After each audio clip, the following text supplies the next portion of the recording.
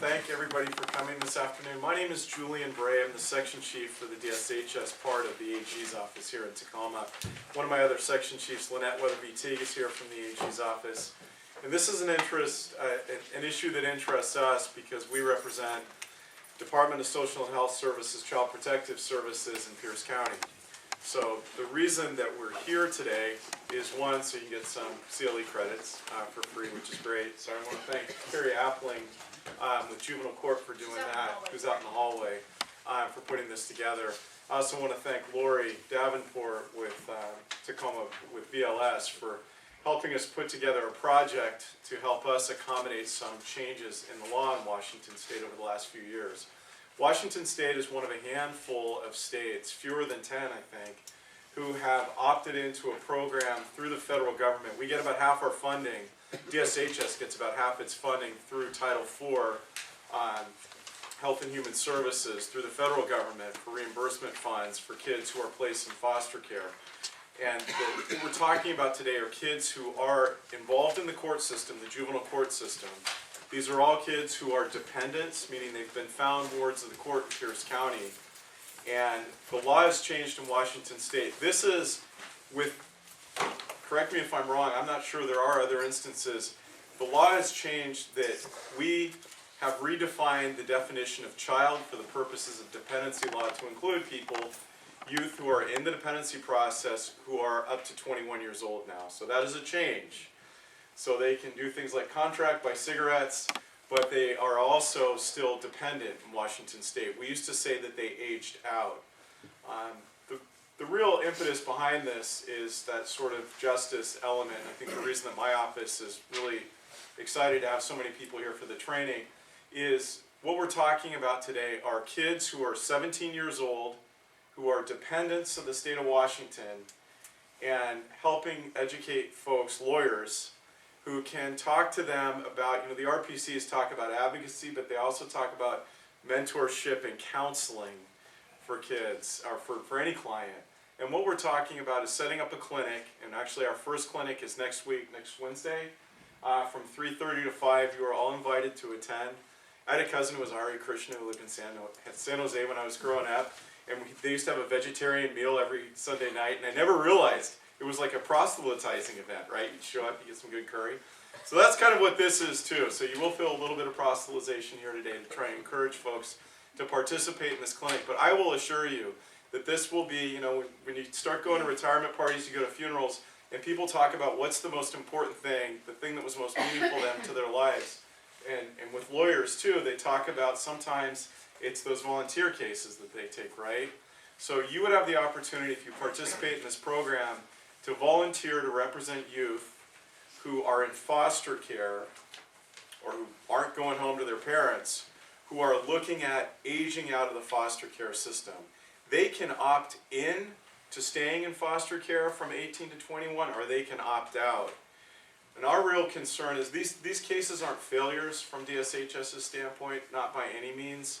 What we're trying to do is help these kids transition into adulthood. And with that legal advice, and I'm really glad Polly Ballantyne's here because Polly works with a lot of these kids. She's a DSHS social worker, so you can see what one looks like. Real easy to work with, real easy to work with.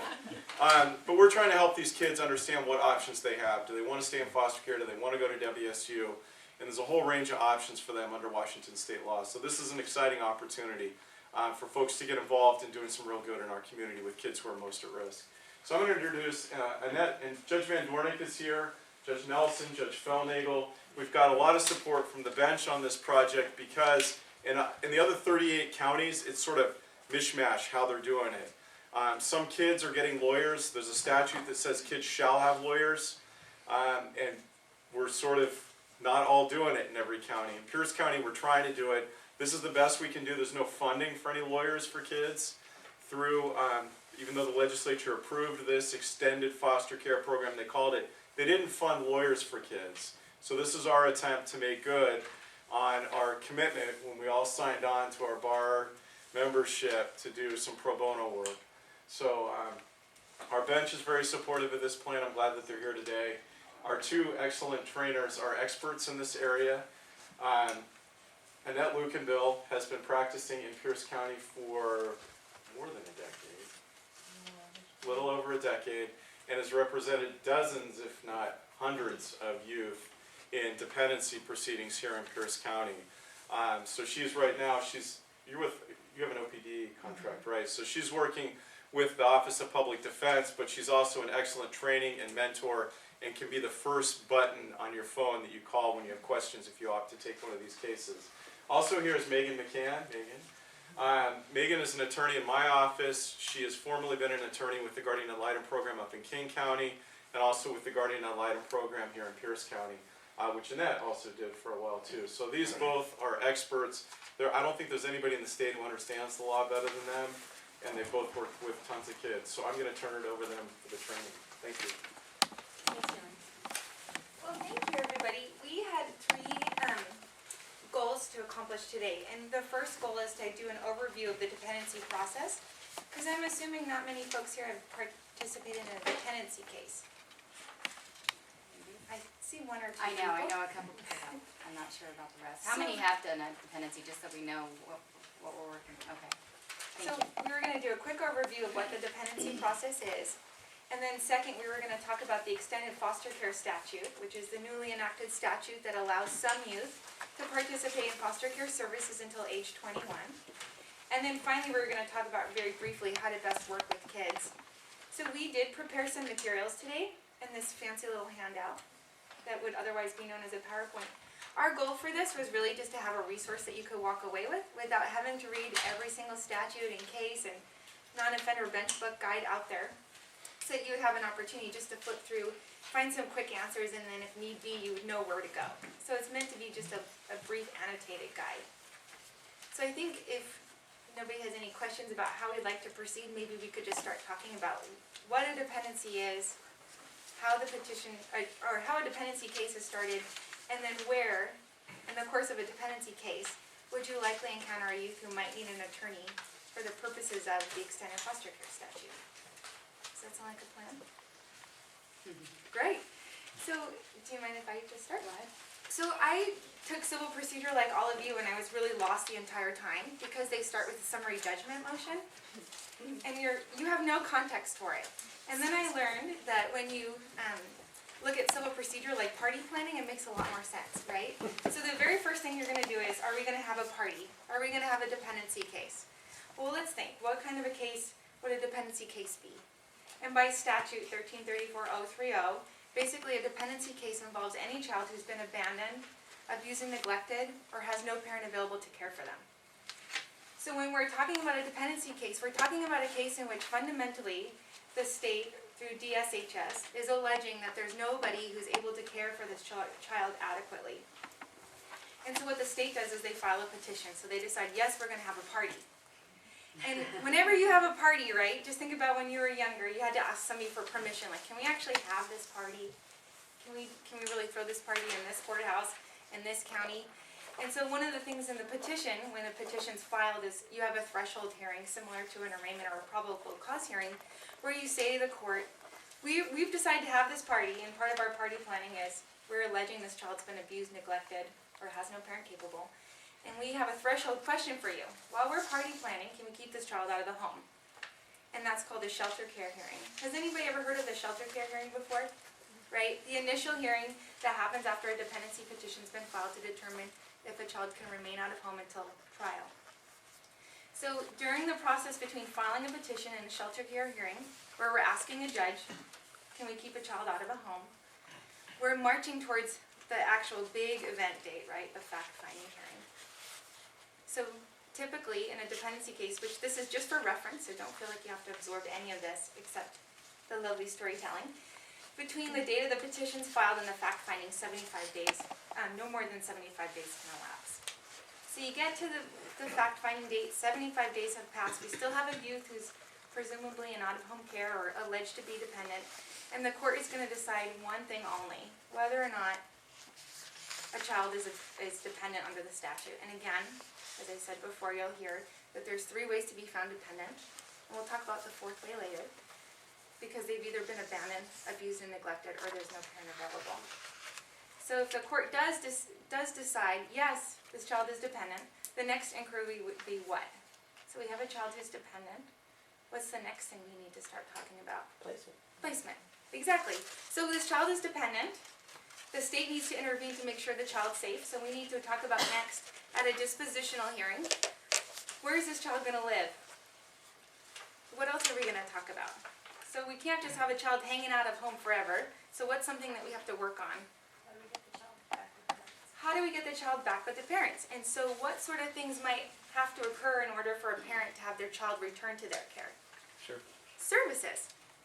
So far at the dispositional hearing, we're going to talk about placement and services. And while we're trying to figure this all out, trying to reunify children with their family, what's the fundamental thing that occurs, that has to occur ongoing until we can safely reunify? It's a big issue in family law cases. Best interest of the child? Visits. Oh, So the big three things that you're going to talk about at dispositional hearing will be placement, services, and visits. And once those things have been ordered by the court, those three things, the court is obligated to keep reviewing those three things over and over again. So they'll review it 90 days after the dispositional order at a first review hearing, and we're going to talk about the same things: placement, visits, and services. Is the visitation plan working? Are the services appropriate? Have they been made available? Is this placement still appropriate? Do we need to look at placing the child somewhere else? And so we'll review that again, no later than 6 months after that date. And we keep reviewing this case over and over and over until the case can be dismissed in one of several ways. Now, as far as doing this ongoing review every 6 months, talking about placement, visits, and services, there's another thing that we have to keep our eye on, and our eye on the prize the whole time. Can anybody guess what we're constantly keeping our eye on, those of you who've practiced before? Your budget. Budget? Well, He's right. you're not wrong. But we'd like to think we have to make everything available for children. But what we're really looking for is what our goal is. So what is our goal for this child? What is our goal for this family? Our preset goal is always what? Reunification. If reunification is not possible, we have to look towards other types of what we call permanent plans. Can anybody think of what some permanent plans might be? Like a guardianship? Guardianship, right? And we have two types of guardianships that are allowed by statute. One's a 1336 guardianship, a dependency guardianship. The other one's a Title 1188 guardianship. What other types of permanent plans might we have if reunification's not an option? Adoption? Adoption. I heard third-party custody. Can anybody think of any other? Long-term foster care. Like I said. Permanent plan. And as Judge Nelson has said, it's not a permanent plan. Right. It's my bias, sorry. It may be a reality, and an unfortunate reality, but it does happen. And then there's one other one I've never seen in 8 years of practice. Lisa? No, you already said return. Oh. Well, I've seen a lot of return homes. Independent. Well, independent living. I forgot about Like that one, but I'm thinking emancipation. something else. What was it? Emancipation? Emancipation. I've never seen it. I heard it happens. And I was in a hearing this past week where I thought maybe down the road that might happen, which would be exciting. So what we're talking about today are cases where youth are ages approximately 17 to 18 years old, and it looks like their case is going to remain open on their 18th birthday. So if a case hasn't already been dismissed, it means they've not been returned home, they've not been adopted, they've not entered into a guardianship, they've not been emancipated. So we're talking about kids whose permanent plan or real life plan is going to be long-term foster care or, I lost my train of thought, independent living. So what we're talking about today are those kids whose permanent plan, for whatever reason or realistic plan, won't result in them having a legal conclusion to their case right on their 18th birthday. And so what the legislature has done in order to tap into some federal funds and also to best meet the needs of these kids as they enter into adulthood without somebody necessarily dedicated to making sure they make that transition successfully, who are in out-of-home care, who are attending school, and who are dependent when they turn 18. These are kids who may be eligible for this extended foster care statute. So what we're gonna talk about today for the bulk of our time together with Annette and her expertise is what the statute is, how it works, who's eligible, who's not eligible, and why it's so important from the 17th birthday through the 18th birthday to be really cognizant of what this program is and how a youth might benefit from it. Because our goal is to start a clinic, as Julian was saying, where we would have volunteer attorneys advising youth on what their rights and responsibilities are when they approach their 18th birthday, to help them make informed decisions about what their options are on their 18th birthday. Because what we want to do is fulfill the legislature's intent in making sure that these young adults have smooth transitions and successful transitions into adulthood. So with that, I'll turn it over to Annette. Our goal with this training is to have these youth have an opportunity to meet with an attorney and get some legal advice before their 18th birthday. They have a hearing that's usually set somewhere near their turning 17 and a half, and then they have a hearing on their 18th birthday where the case used to be just dismissed, and they were wished the best of luck, and off they went. And sometimes they didn't have a plan, they didn't have a place to go, and sometimes their foster parents were nice enough to let them continue to stay there without receiving any funding or anything of that nature to take care of them. So the goal with this process is to have someone meet with them around that 17 to 17 and a half time period to talk with them about their rights and about their opportunities that they have with staying in the extended foster care program. With the clinic, the kids that would be referred to the clinic would be referred right around their 17 and a half birthday and would have an opportunity, hopefully, to speak with an attorney, talk about the extended foster care program, talk about what their plan is regarding their placement, if their current placement is going to be an option for continued placement, and if it isn't, what their plan is going to be, where they're going to go, and how they're going to support themselves. And of course, you're not obviously going to have all the answers on that when you talk with them, but there will be different people who can help you with the different questions that come up. I think every case is so different that a lot of questions will come up that we'll need to refer to the department or refer to someone else to get the answers that you need. But essentially, what they're looking for is, what are my options, and how do I decide what to say in court at that hearing on my 18th birthday? When they turn 18, they can either have their case dismissed, and then the dependency is over. They don't talk to the social worker anymore. They don't talk to any attorneys anymore. It's done. They can have the extended foster care program where they actually sign, and you've got a copy of the form in your packet. They actually sign up into the extended foster care program, agreeing to the terms of the program and agreeing to continue in their current placement or to participate in a placement that is sanctioned by the department. Or they can do what's called a trial independence. If they do a trial independence, the court keeps the case open until they turn 18 and a half and gives them an opportunity to say, I want to participate in extended foster care. So if that happens, in those are cases where the child is eligible for extended foster care but doesn't know whether or not they want to participate in it. So if they're doing trial independence, often they are staying with friends. They've decided they don't want to stay in their foster home anymore, but they're not sure that they want to throw in the towel completely and dismiss the dependency. So they're staying with a friend. They're still going to school, but they're not really sure what their plan is. During that 6-month trial independence period, they have an opportunity to then come back to the social worker and say, okay, I do want to participate in the extended foster care program until I'm 21. Talk to me about what my options are. Where can I be placed?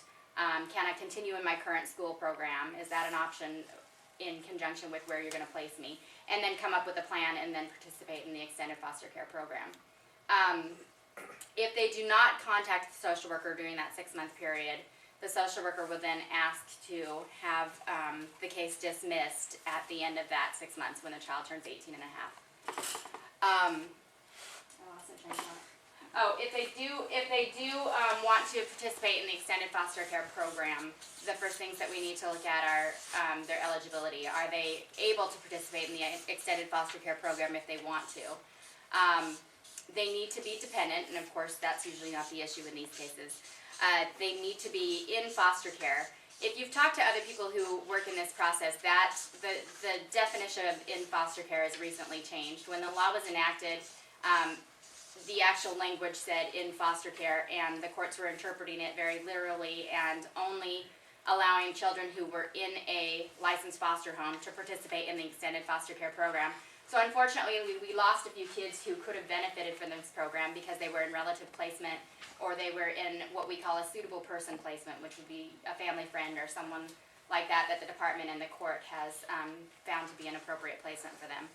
And so now they've instituted some additional WACs to support the statute that expands the definition of what in foster care means, and that would include relative placement, suitable person placement, and things of that nature. So if they're in a sanctioned placement, if they're dependent, they're eligible to participate in extended foster care, and then there's one other eligibility requirement, and that's education. They've got to be in high school or in a post-secondary education program, or be able to show that they are actively enrolling in that program and about to be participating in that program. So to recap what Annette just said, when you are 18 years old and a dependent in the state of Washington, there's 3 options on your 18th birthday. So one is, you may be eligible for the extended foster care program, which would extend your case possibly to the age of 21. You could participate in what Annette had described as trial independence, option number 2, or you could have your case dismissed, which is option number 3. And so, just to recap what Annette was saying, in order to be eligible for the extended foster care program through age 21, can anybody tell me, there's 3 requirements. Can anybody tell me what they heard Annette say? I can help. Yeah. I remember the last one. In school. In school. So you have to be in school or working towards an educational program, like a GED, vocational school. You might even be doing Running Start or in college or community college. So one of the primary purposes of the extended foster care statute was to allow people to finish school without losing their placement. I don't know when you turned 18 years old. I was in the middle of my senior year of high school. So if I were a dependent youth and in high school, under the old way, I could have been without a place to live. So one of the goals were, we want kids to finish school because you're way better off with a high school diploma than not. So you have to be in school. There's 2 other requirements. In a sanctioned foster Yes, care exactly. placement. So you have to be an out-of-home placement. So basically you can live anywhere that DSHS and the court allows. You just can't live with your parents. So you can't be an in-home dependent kid? No. If you You were are in not independency, eligible. you would not be eligible, right? Okay. So you need to be in out-of-home care. And then what's the big, most obvious one? Dependent. You have to be dependent. So, can anybody tell me, just as a guess, when is this determination made? When does the court look at the question of, are all 3 elements met? So at what point does the court say, are you eligible for the extended foster care program? Are you dependent? Are you in out-of-home care? And are you in school? Wouldn't that be on their 18th birthday? Right on their 18th birthday. Right. Right? So that initial eligibility determination happens right on the 18th birthday. So right at age 18. And we often have hearings set for 8:59 in the morning or 1:29 in the afternoon, right before the docket. And we call them 18-year-old review hearings. It shows up right in the docket as that. So these are kids who have, in order to do the extended foster care program, Annette had used a word that I think is really important to remember. And I think we all tend to lose sight of this in our day-to-day practice. But you have to what? To participate in the extended foster care program. Elected. Yeah, I sort of gave it away. Yeah, you did. Thank you, Linda. It's voluntary. We cannot force any child to do it, even if it is, or youth, or young adult at that point. Even if it's absolutely in their best interest. Even if you want to scream and shake their shoulders and say, you're crazy to give this up. You could have a place to live and medical and all these benefits just to go to school and stay where you're staying. But they may decide, no, not for me, not interested. And that's fine, because it's a voluntary program. They have to elect to do it. So this is a little bit of a trick question, because I don't think we've covered it. How long do you think the legislature gave young adults, age 18, time? How much time do you think they gave them to elect into the extended foster care program after they've turned 18? Isn't it till they're 18 and a half? Till they're 18 and a half. Why would the legislature do that? Because 18-year-olds are dumb. Yes. Well, I went Impulsive They're is what we impulsive. say. Okay. Yeah, and because when you're 18, I'm sure you guys remember this, you knew everything, You could run your own life, you can pay for your own apartment. How hard is that? Oh, I'm gonna buy a car. And you know, oh, I'm gonna eat out every night. I'm gonna eat whatever I want. And then what happens? Yeah, you find out it's really expensive. And without your high school diploma, getting a good paying job to pay your rent in Tacoma is really totally not as easy as you thought it was gonna be. And can you believe their rent's $800 a month? And I only make $9 an hour. That's 100 hours of work just to pay rent. So they realize, oh, you know, the world isn't as easy and as figured out as they thought. So the legislature wanted to give them this safety net cushion period of 6 months to decide they want to opt into the extended foster care program. So if on your 18th birthday, you're in front of Judge Van Dornick or Judge Felnagel, and you meet all 3 eligibility requirements, and you say to Judge Felnagel, I don't want anything to do with Polly Valentine. I don't want anything to do with my attorney. I don't want anything to do with that AAG over there. I'm going to do it my way, and I don't want anything to do with you guys. But you're eligible, but you know better. Which category do you fall in? Have you opted into the extended foster care program? No, because you have to affirmatively opt in. But the legislature said we're concerned about those kids, the kids who know it all, who are eligible but want to willy-nilly give up their rights and benefits. So we're going to assign them into this camp that Annette described as trial independence. So do you default to that then, even if you You don't do. affirmatively? Essentially, yes, the court, if the court finds that they're eligible but that they don't want to participate, the court keeps the case open until, and sets another hearing for when they turn 18 and a half. And during that time, anytime during that 6 months, they can come back to the social worker and say, okay, my plan's not working, I want to participate in the extended foster care program and I'd like you to find me a placement. And only at that time, when they contact the department and say, I want to participate in the program, does the department have an obligation to help find them a placement and then participate in the dependency as a social worker would prior to the 18th birthday. So that would include getting them a placement, doing 30-day health and safety visits to check on them and make sure they're doing well in that placement and those sorts of things. So what happens then during this 18-year-old to this 6 months that they have to decide? Well, frankly, nothing What happens. does trial independence So mean? trial independence means the kid can go off and explore the world, figure out that life is tough or great, depending on how things work out. The department by statute, so DSHS is relieved of any obligation to supervise the case. So I think our cases, as far as DSHS goes, are sort of in just a holding period until the 18-and-a-half-year-old birthday. The legal case remains open, but we're relieved of any obligation to provide services or supervise. So the social worker doesn't have any obligation to stay in contact with the child, to try to find out where the child is, to try to find out whether the child's enrolled in school, what they're up to, anything, until during that 6-month period the child comes back to them and says, I want to participate in the program. And that's when the two of them put together a plan for placement and have the child sign the extended foster care agreement to move forward to participate in the extended foster care program. As long as they wish to, it's voluntary, but they're able to until 21.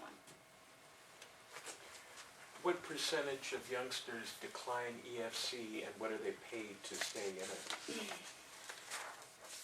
So this is a new statute that we've just started tracking. I would say, I think I've started tracking the number of kids who turn 18 every month back in September or August. And on average, we have 4 to 6 kids a month who turn 18 years old, who are dependent in this county. What's your sense of how many kids are electing in? I think mine was about 3 to 4 a month. Or less. It's a very small number. Because one of the things is you can't do extended foster care unless you're eligible, unless you meet these 3 requirements. And I feel like in the last few months, anecdotally, there's been quite a few kids who've been on the run, who are not in their placement, who are not participating with the department like they're supposed to, or they're not in school, or they might be in a JRA facility or some other, there's some other reason that makes them ineligible for their program. So on average about 2. But the 2 or 3 who are eligible for extended foster care each month, they're the ones who have the most to lose. They're the ones who are in school, who do have a good placement hopefully, or at least one that they've stayed in, that we'd like to preserve. We'd like to make sure that they finish school. And Polly handles these cases, so hopefully she can answer that. No, I have a question of my own. So if you're done with that one, Yeah. okay. This came up for youth, and I'm wondering if you can also expand on the notion that there may be circumstances where a trial in dependence hinders their ability to do something else. For instance, they are still legally dependent. Can they join the military? If they have not talked to us, do they need parents' permission? Do they need our permission to join the military? I mean, they're not going to drop out of high school, but let's say that they turn 18 today and they will graduate in June, and they have a friend they're going to stay with because they get SSI, and of course you can all survive on $675 a month, no problem. And so, but they graduate early enough, it's within the 6 months, and they want to join the military. There's a dependency legally out there somewhere. So one of the things that you'll hear over and over if you come to more trainings, which I hope you would, because in all honesty, this is really the most fascinating area of dependency right now because it's new and everything is uncharted waters. So what makes it totally frustrating, makes it really exciting and fun to practice. So if you're in trial independence, as Polly was saying, and you're 18 years old, there's this open legal case at Raymond Hall that says you're a dependent. However, the law creates this bizarre duality between being a dependent youth and an adult. So you can go get a credit card and charge it up all you want. You can engage in contracts. You can move freely about the world. You can do anything an adult would do. And when you're in trial independence, the department's position is that because statutorily we're not obligated to supervise them, just to be available should they decide to come back, my first blush answer would be they can join the military. Right. They can get married, they can do whatever it is an adult would do during that period. The other circumstance that came up was a definition of homeless, because there are agencies now, the REACH program and Pierce County Alliance, who are assisting 18 to 21 or 24-year-olds in finding housing. But REACH has very specific definitions of homeless, and technically if you are dependent, you are not homeless, because I have an obligation to find you a place to live. And yet, so I talked with people in Olympia, and their take on that is not a problem. If they're not dealing with us, we're not placing them, we're not offering any services during this trial independence, Right. they're homeless if they say they are. If they go Right, to and that we're- agency. And I've talked with Reach a little bit about that because I don't think that really Okay. works. I really think that there needs to be some change to their policy there, because if these kids want to do the extended foster care program until they can do the independent living programs and participate in the programs that Reach has to offer, they shouldn't have to choose trial independence and be staying with some friend in not a good situation so that they can make themselves eligible for Right. that. So I have talked to Reach about that, and Good. we're trying to figure out what to do about that. Pierce County Alliance and their independent living program does not have that issue. Correct. So But I it's think really REACH a may be a little bit different because they're dealing They're with new the and- Housing Authority and other federal guidelines of what is homeless, and so, Right. yeah. Right, There are so 4 different definitions of that homeless. is a problem with participating in the REACH program. I mean, you essentially have to put yourself in this pretty serious predicament before you can be participating in the Right. program. Right. And they know that that's an issue, and I'm hoping that they're working on it. All right. Do the kids that are in that don't qualify for extended foster care on their 18th birthday, do they have a grace period if it's for something as simple as being out of the foster home for 3 months or something? So that's a very good question that recently Waxwork created to address those specific points. And actually, in your packet of material when you go home, you can read the wax on it. But yeah, the legislature was thinking, oh my gosh, what are we going to do with kids who are in, who are out of home, but they're in JRA, Juvenile Rehabilitation Administration. So essentially they're being incarcerated for something. Or what about those kids who might be in a hospital for a few weeks, or a mental health facility? So there are specific WACs out there that say if a youth is on the run for up to 20 days but is expected to return, then they may be eligible for the extended foster care program. If a youth is temporarily due to, say, a probation violation in a JRA group home, or even a county jail or a county detention center, then they may be eligible for the extended foster care program, even though on their 18th birthday perhaps they weren't exactly in compliance with where the court wanted them to be. So there are some provisions. So that's one of the things that I think as you work with youth in that last year before they reach the age of majority, is that you start looking at these things and making sure they're teed up for the right thing. So say they've got some probation violation hearing coming up and you've got a really good prosecutor. Maybe you could start thinking about, well, when can we set that hearing and when can we present that information to the court about how a probation violation might impact their dependency case, or, you know, I'm really concerned about the mental health of this one young person, or I'm really concerned about the need for ongoing services for this other young adult. You really have a better opportunity to really figure out a good resolution for that youth, so on their 18th birthday, their issue of eligibility is not so uncertain. But the WACs don't answer every weird contingency, which is why this is a really cool opportunity to work in this field right now, because it doesn't. There's huge gaps in all the different provisions, and I anticipate Annette and I will be arguing over and over again about who qualifies, who doesn't Some crazy qualify. motions Yeah, and on getting married and things like that. right, when you're in extended foster care. So the WACs don't answer all the questions, but the rule of thumb right now, based on my reading on the WAC, is if you're on the run for less than 20 days and it's anticipated you're gonna return, you might be eligible. And when you don't participate in this area, I think that probably sounds really strange. But a lot of these kids will take off, but they have good relationships with the foster parent or the placement, and they stay in contact, and they're just staying at a boyfriend's house, or they're, you know, off with a friend, but they don't really intend to disappear forever. And so it is pretty common for them to be on run status for a short period of time like that and then come back. And so I think that's one of the many things that the WACs were created to address. The law, when the statute was written, it was written fairly narrowly and interpreted very narrowly. And so the WACs have kind of opened it up a little bit to address all of these cases that have come up in the last year that we didn't know how to deal with because the statute was written so narrowly. And so when we have, this is something I hope everybody remembers and puts a star next to their note on this. When a youth turns 18 and they're eligible for their program and they opt in, they're gonna do it, this is so great, I'm excited, I love my foster parent, I love this school, it's gonna be great. And they decide at some point, a week later, a day later, 9 months later, oh, actually, I don't want to do this anymore. This is lame. I don't like following all the house rules. I'm 18 and a half. I want to spend the week at my boyfriend's house and do whatever I'm going to do. If they decide, I no longer want to voluntarily participate in this program, it's gone. You don't get to opt back in. You don't get a 6-month grace period to change your mind. You get one bite at the apple.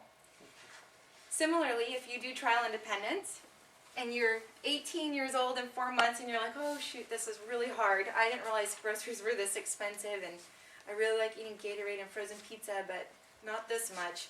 And you decide, I really want to go back into care, I really want to go back to school, this is hard.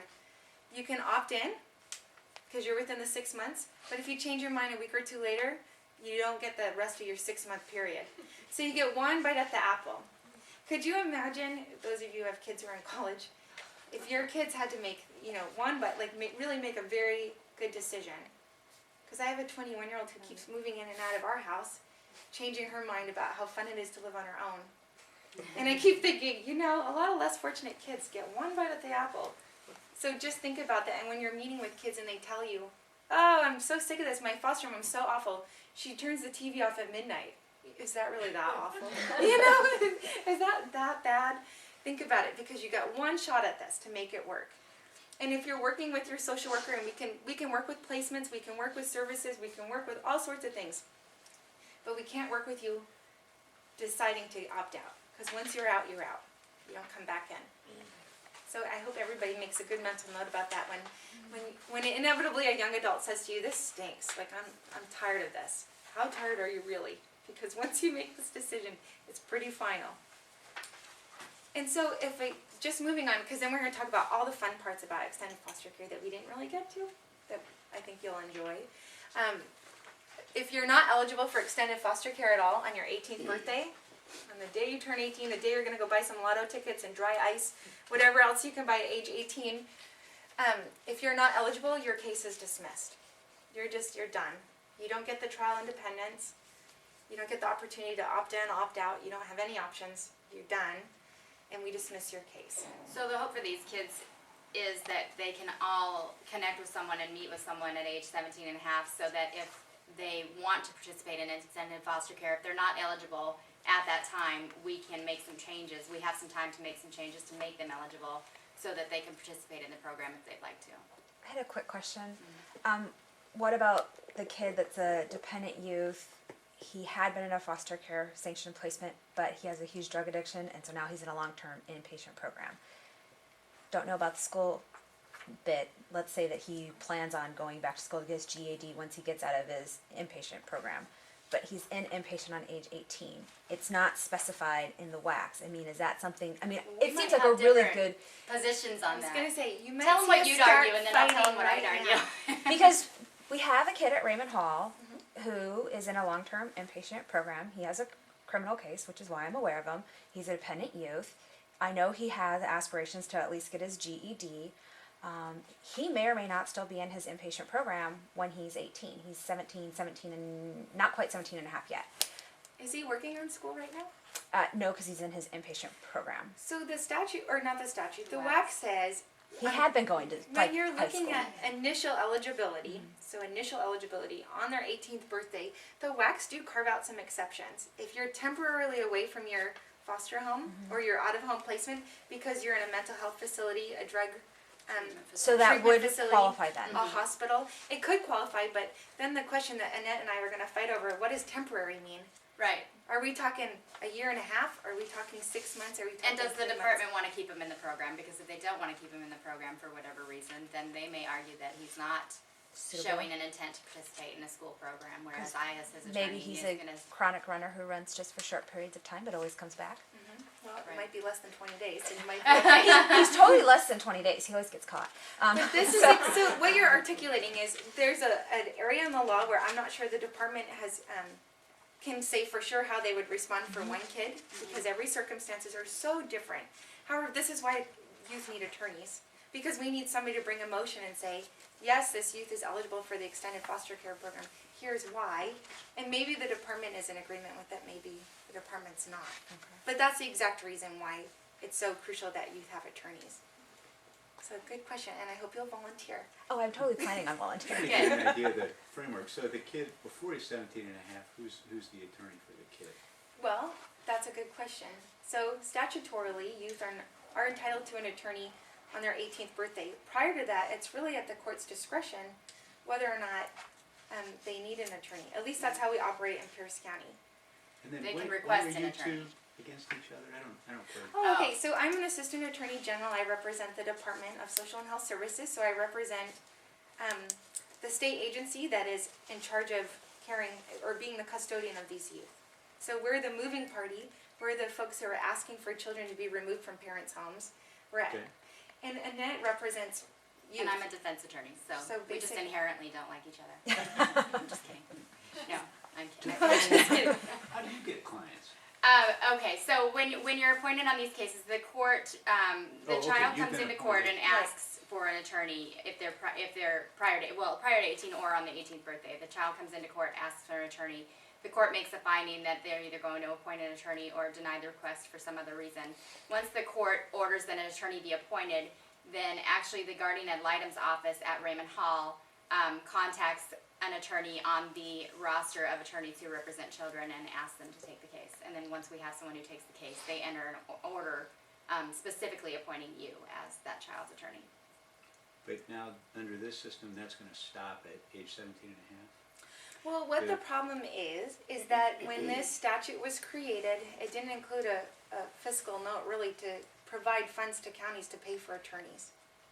So while the statute that they've enacted says a youth shall be appointed an attorney on their 18th birthday for purposes of the extended foster care statute, they didn't provide any money for the counties to pay for representation for these youth. So in an effort, there was a group of interested parties at Raymond Hall who've gotten together.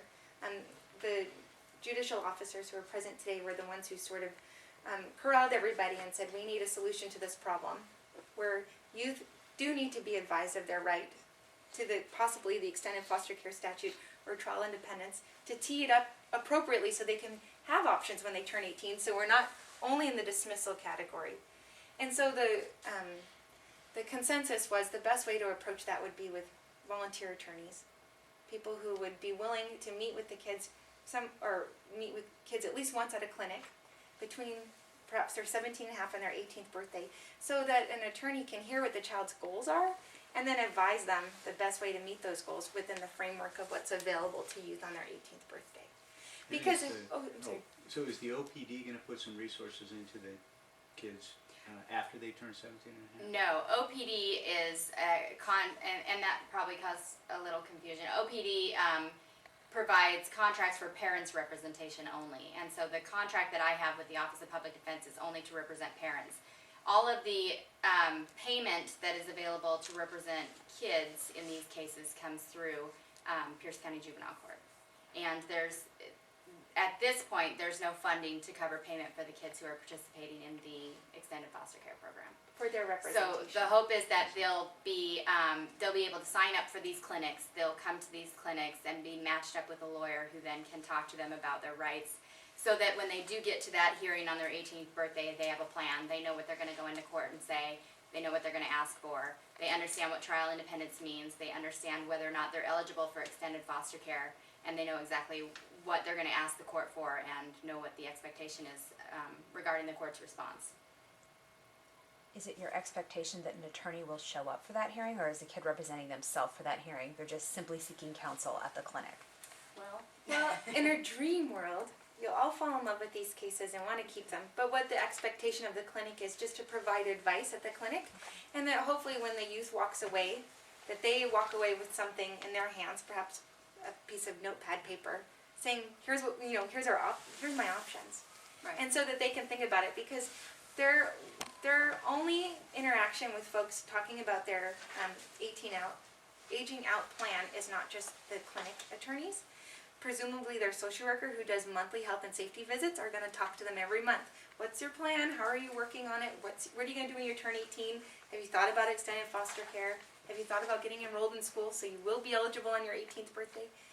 And presumably foster parents will be involved. The CASA, court-appointed special advocate, who's the child advocate on the case, or their guardian ad litem will be talking to youth about it. The court will be inquiring of youth at review hearings along the way.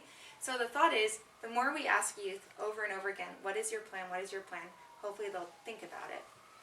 But the clinic will be an opportunity to sit down and really be advised of their legal rights, so that they, as they're talking to other people, that they're making an informed decision as they kind of plot through the course.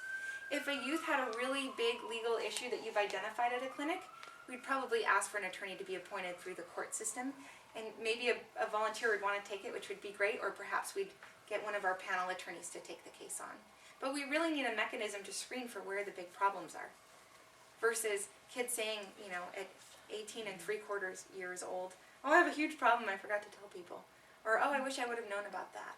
So we're just trying to catch kids as many ways as possible. So the youth who's been diagnosed with mental health issues does not qualify for developmental disabilities because their IQ is above that level, and they're going to be in limbo. And Lisa and I currently have a case where this young man is saying, "I am not going to. I will have my GED, I will have my SSI money, I really like the gum wall up at Pike Place Market, and I'm gonna find a place to live up near the gum wall." And he's gonna walk away, and I don't know that we will have any mechanism for insisting that he not, other than finding a way to declare him incompetent to take care of himself. He has an attorney now, and we are all, and he has a GAL, and he has me, and we're all hammering at him which is counterproductive at this point, but what do you do with mental health kids who are not making good decisions for themselves, and we might as well tattoo victim across his forehead. You can't force them to participate in the program. The program is voluntary, so if they are not wanting to participate in the program, then they're free to have their case dismissed. So everybody's clear, right, about the 3 options at 18, because I think what would be helpful, based on you just reminding me, what would be helpful is, so what are these meetings going to look like, and what kind of issues are you issue spotting? Because really I think part of what we're asking volunteers to do is to do a lot of issue spotting. Talk to these youth, kind of identify or get a sense of what their goals are. What is it that you want to do when you turn 18? What do you want to be when you grow up? well, not when you grow up, because they think they're grown up, but what is it that you like to do for a living? Or where would you like to live? What would you like your life to look like? And you know, some kids have pie in the sky dreams, which could totally be accomplished if somebody showed them how to do it and how to get there. And some kids have pretty immediate needs, which could be addressed too if somebody had a sense of how to go about doing that. So I'd just like to take a minute to talk about, and I think Annette is an expert on this part, when you're meeting with a kid at a clinic, what issues are you kind of identifying and looking for and asking about? And how does it fit into the larger framework of when a kid turns 18? Does that make sense? Hasn't the youngster already been through this with their social worker? Yes. I hope so. Aren't you asking us to be redundant? Not redundant. Well, I heard yes, but I disagree with redundant. I respectfully disagree, because here's the difference. A social worker is somebody who works for the state. A social worker is somebody who's put you in 3 different foster homes. A social worker is somebody who made you go to counseling that you didn't want to go to. A social worker came every single month and said, you know, why aren't you going to school? Are you smoking cigarettes? Blah, blah, blah, blah, blah. Because a social worker has to meet the entire family's needs and also all your needs. And you don't always like having your needs being met. And they're the one who took you away from your mom and dad. Mom or dad, or mom and dad. So you don't always, these kids don't always want to communicate with that person, and those communications are not always productive. And remember before you became a lawyer, and people in your community would be like, oh, so-and-so's a lawyer. And for some reason you have all this street credibility. People think you know everything, and you have the right answers, and it's like, oh, well, my lawyer told me. I mean, I think I've heard that a million times. It's very powerful hearing it from an attorney. And when you explain to a youth that you're talking with, we have this confidential relationship. I can't repeat anything you tell me. You know, or kind of setting up what the professional boundaries are. All of a sudden, this is somebody solely on my side. She cannot repeat no matter what I've said. Well, of course, in certain limited ethical circumstances, which you could go to Julian for. He's the expert on ethics. But when you have that attorney-client relationship, all of a sudden what you say becomes the law. And it's very exciting and very empowering. So there is a huge distinction between a social worker and also sitting down with an attorney. For whatever reason, people hear the information differently. And I think they take it in differently, and I think it's important. And sometimes you validate the social worker, sometimes you say something slightly different, but either way, it's very important that they hear it from an attorney.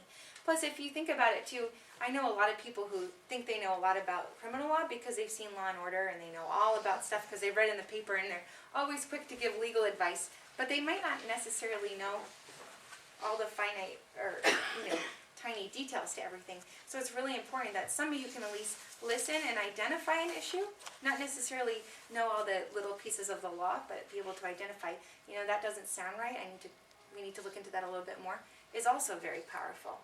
So the confidential relationship, the fact that you are a lawyer and it comes with all this street cred in their mind, and then third, the fact that we have somebody who's literally from a legal perspective, not a mental health or a health and safety perspective, is identifying the issues. I think that's very valuable. And they choose to. They choose to come and see you. They don't choose Right, to listen to right. the judge. And they know that you or the don't have a social stake worker. in the direction they're headed. They know that you're just there to give them advice. And a lot of the time, you have a kid who might have some circumstances that their social worker doesn't know about, so they can't have a candid conversation with their social worker about the fact that they have a baby due in 3 weeks and they're turning 18 in 2 weeks. And those cases come up. Those cases come up often where they don't see their social worker that often. When they do see their social worker, they're able to hide that from them. Oh, yeah. And when you're this tall and 70 pounds, and you always wear your big giant sweatshirts, you can hide that. And so a lot of times their social workers don't know everything that's going on with them, and they're not willing to share all of that with their social workers. So it's important for them to have someone that is removed from the process but knowledgeable about the process that they can have a conversation with about what their options are. Do we scare you guys off? It looks like it.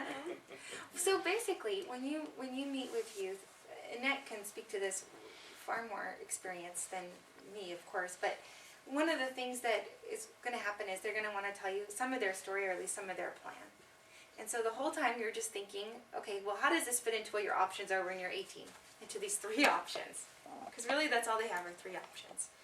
And you're thinking, you know, well, they've got some good things going. They've been in the same placement. They're in and out of school. So one of the things that you could be thinking is explain to them again, even though they've heard it before, what their 3 options are, and advising them how their current situation fits into one of these 3 options. And the best part about it is when you have extracted from them what their goals are and what they want out of life, you can tell them how their current situation, how those facts fit into the law today, and what they can do in the next 6 months if they want to change that in order to sort of keep working towards their goal. I've only talked with youth in conjunction with GALs, so I think the best person to speak to how to best work with young adults is definitely Annette. So I will pass that on to I you. think, I'm guessing some people in here have kids who are young adults, and I am not gonna tell you how to talk to them, because you probably have some better ideas about that than I do. But I can say, you know, when you're sitting down with them to try to give them some legal advice and to try to figure out where they're at in their path and where they're headed, I think it's important to just get them talking, and everybody has their own way of doing that. Asking them questions about, you know, what does your day look like? Where are you going to school? Where are you living? Tell me about some of your friends. Do you have contact with any of your family? I mean, asking them all sorts of questions like that to just get them talking is going to help you determine really where they're at and which direction they need to be going. I think if you have teenagers or have had a teenager, you can't really sit them down and say, okay, tell me everything I need to know so I can determine whether or not you're eligible for extended foster care, because first of all, they don't know what's important and what's not important to tell you, and second of all, if you ask them to make that list, even if they did know what was important, there would be 4 things that they left off the list, but then they would tell you at the end of the conversation right before they left the room.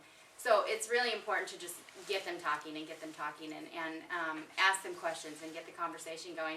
We talked about developing an intake form for them to fill out when they come in that perhaps has a section for them to write down questions that they have about the extended foster care program or questions that they have about their legal rights, and also a section that gives them an opportunity to write down a little bit about what their goals are after they turn 18, so that will give you kind of a starting point to talk to them about what their plan is if they have a plan, or if some of them absolutely have no plan. I don't really like the foster home I'm in. I don't have any family here. My mom and dad's rights were terminated. I have no idea where they are. I don't really want to stay in this foster home, but I don't have a plan. And so you really have to sit down and talk to them about what their support system looks like. See if there's any suitable person placements out there. Is there anybody out there who's willing to let you stay with them, who's willing to be a resource for you? And sometimes you come up with the craziest things. I mean, we've had soccer coaches move a kid in with them. We've had people from church move a kid in with them. There's always someone out there, not always, but there's often someone out there that is part of their support system that they never looked at as a potential placement resource that might be a better option for them than where they're at. So the important thing is to really get them talking about what their life is like now from an educational perspective and from a placement perspective, and to see if they're happy with those things now, or if we need to be looking at what other options are out there for them to get them in the best position to participate in the program, if that's in fact what they want to do. And if they were to participate in the program, what would they get? Any ideas? Housing. Yeah, a place to live. What else might they get? Medical. Medical, which sounds so boring until you have to pay for something. What was that? It's free to them until They they're 21 do get that anyway. until they're 21, yes. Yes. And Whether what they else? participate in this program or not, but they will continue to get that while they're in the extended foster care program. What else do they get? Money for school? They could, but that's more Potentially. because of like scholarships and funding that's available. But the state doesn't pay for their school. Food stamps? They might get food stamps regardless of whether they're in extended foster care. So public benefits might be something they get regardless. Do they get other services? Yeah, they get case management services. And so case management services comes with social worker who has access to community resources, who might be somebody who can help facilitate different things like helping you find appropriate housing or independent living skills services where people teach you how to balance a checkbook. Not that anybody has a checkbook anymore, but you know, the proverbial checkbook. Who helps you understand how it is you set up your lighting bill or close it down, or what to do when you're having trouble with your current placement, helping you to facilitate and mediate those types of situations. What other things might you do for a youth in extended foster care who's participating? What comes under case management? Court reviews? Yeah, ongoing court reviews. Which is great because then you have a judge ordering the department to do stuff for you, potentially. What else comes under case management? We would supply a bus pass. Ah, that's huge. We would be an intermediary for any school issues. We can set up and pay for counseling. So services. Mm-hmm. On the bigger, school campuses, they have contacts right there on campus, like at Wazoo, they have extended foster care, a person there that looks at the kids. Oh, very cool. There is someone on every college campus in the state now, 4-year, 2-year technical, who understands how to access funding for kids who have been dependent. So, I mean, youth are eligible to continue in ILS even if they're not still in foster care. They're eligible for medical. And ILS is independent living. Independent living skills, right. And sometimes that's easier to get to than other times, depends where you live. But they're certainly eligible for it and can make contact with that. I think that running interference for them is the best I think so option too. I can give, think a lot because of, sorry. that's okay. I think, and what I tell youth is to have a washer and dryer inside the house rather than trying to schlep your gear down the street to the laundromat and with quarters and a jug of soap is an advantage. Having someone else be willing to do the grocery shopping and put the meals on the table while your job is to get through school.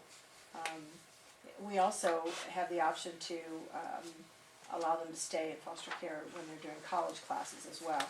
And it did come up where we had a youth in a drug treatment program, and because she had lost her eligibility for her scholarships, you have that time lag for when she gets out.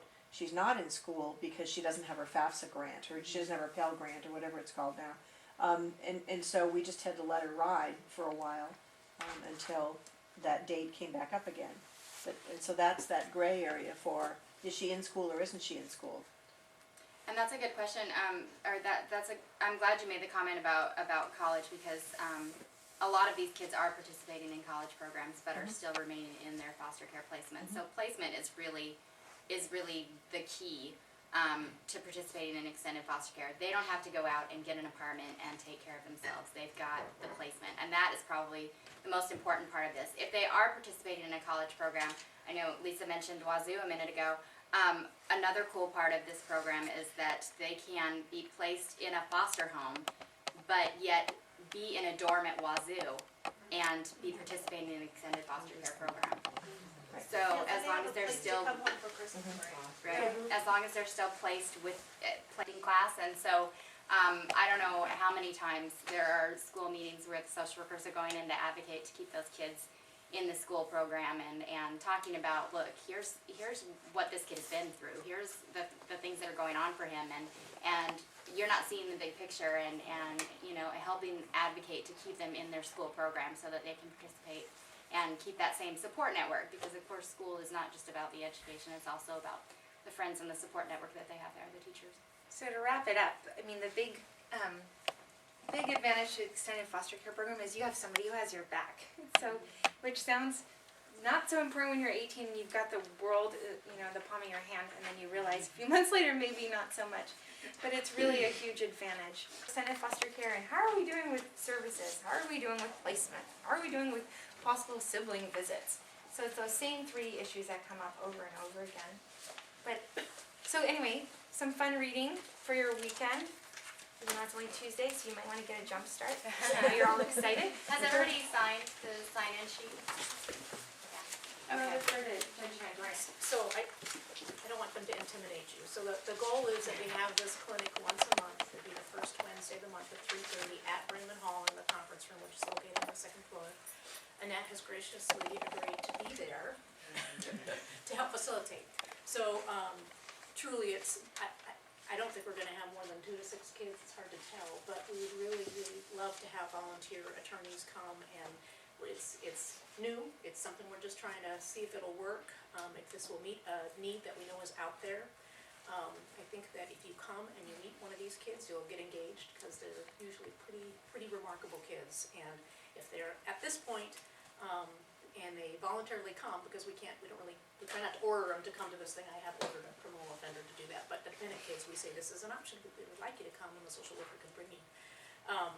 Is they're looking at options, and they wanna have some advice, and they wanna see what they can do, and they're pretty resilient, and they're pretty amazing kids, so, you're not alone in terms of the clinic volunteer work. Carrie Appling is here, she's our volunteer coordinator for, juvenile court. Everybody step forward, Carrie, I can't see you. She's gonna be the one who's, signing up the kids and hopefully coordinating with attorneys to see that somebody will be there to help. And if there's anybody that you know who might be remotely interested and once every few months come and meet a kid, that would be great. We will be doing more trainings. We're gonna try to target some of the firms and stuff. I'm hoping in the future to get people to get involved, because we see it as a huge need.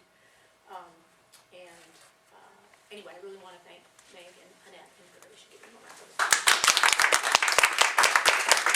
One thing I should say that we didn't put on the resource list was our contact information, which was a complete accident. Oh, did you add it? Okay, I was gonna say I didn't see it on there. Okay, never mind. And I just wanted to say that this is probably the start of something that will continue to grow and expand. The federal government has authorized this extended foster care for 4 different general classes of conditions, and the state of Washington has only implemented the school. But it's possible in the future they'll implement extended foster care for kids that are working, and other categories. And who knows, I guess it could be possible that at some point the state would fund the attorney piece of it. And so obviously when those things come down the road, you all that have been participating as volunteers are gonna have the background and the education to qualify for possible other situations in the future as this continues. So this isn't just a tiny limited thing. It's the wave of what's to come in the future, and if you can look ahead, you can see how maybe you can fit into it, and this is a way to learn along with the system. So thank you again for considering it. It's really important work, really, really important.